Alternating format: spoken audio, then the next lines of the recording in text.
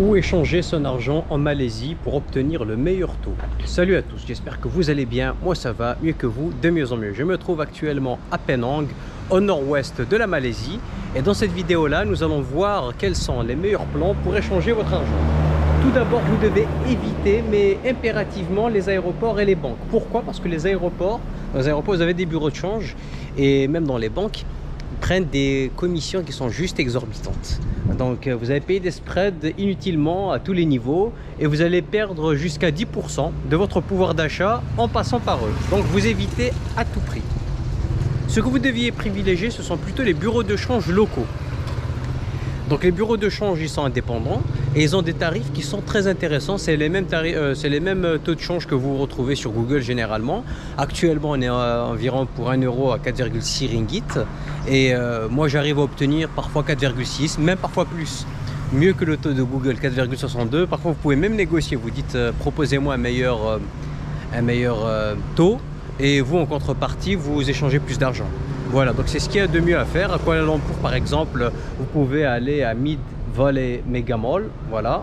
Vous pouvez aussi aller à Bukit Bintang et vous avez le AG Money Changer ou bien Vital Rate. Voilà. Ou sinon, vous avez aussi le Central Market. Ou sinon, vous avez une autre alternative, c'est utiliser votre carte bancaire sans frais de change. Voilà, si vous avez une carte par exemple comme Wise, Revolut ou N26, les banques en ligne, généralement vous avez un taux qui est très proche du taux du marché, il n'y a pas de frais cachés en soi. Donc c'est ce qu'il y a de mieux.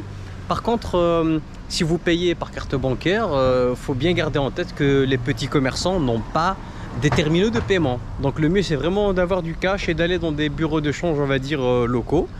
Vous avez aussi une autre alternative, c'est retirer directement des distributeurs de manière intelligente. C'est-à-dire vous n'avez pas retiré des petites sommes, vous retirez des grosses sommes directement. Par exemple dans le DAB de MyBank, CIMB ou encore HSBC parce qu'ils ont les tarifs les plus bas.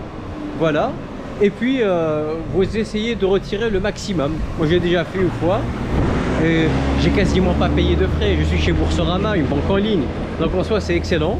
De toutes les manières, vous devez systématiquement comparer les taux sur internet, les taux en temps réel, et puis avoir une idée si le taux proposé est correct ou pas, et comparer aussi. Donc ce que vous devez retenir de cette vidéo là, c'est d'éviter à tout prix les bureaux de change dans les aéroports et les banques, parce que le taux n'est vraiment pas intéressant, et privilégier plutôt les bureaux de change locaux et indépendants. C'est là que vous pouvez obtenir le meilleur taux de change. Je vous dis ça parce que 10% ou 15% de 500 ou 1000 euros, c'est quand même de l'argent, quoi. 100, 150 euros, vous pouvez pas perdre votre argent de manière aussi stupide. Voilà, en tout cas merci pour votre attention. Si vous avez des questions, n'hésitez pas, je répondrai avec le plus grand des plaisirs. Prenez soin de vous et à bientôt. Ciao.